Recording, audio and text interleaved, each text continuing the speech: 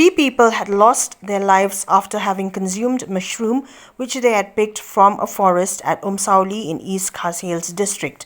The bodies of the deceased were discovered on the 9th of July 2023 by the local Durbar members, and immediately the same were taken to the hospital but later declared dead.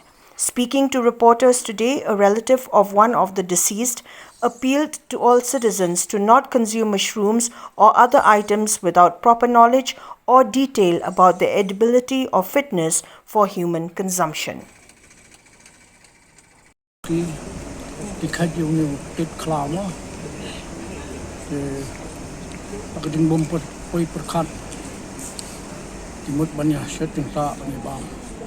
Mereka wanjar ni geding jar sibuk terus musi ini keba ni kumki bahayim bahasa ni dak haka umdum mereka bala jang ni melawan ni bu tang ni wei kubur bu jeng kerpat ikini ki pai ba jong ni bikin lang kibu siang apa ya dei ban bat kene ka jeng bang kumki ni kitet kiba isu kait nak lawan so mar ni melawan tip ke ban jam te tang ka hi kubur long di bawah siap Indonesia kemana?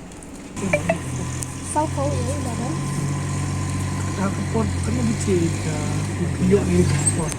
Video kupon kupon cengir. Kalau sih pernah kalau video gitu. Tidak bisa. Saya sudah setahun.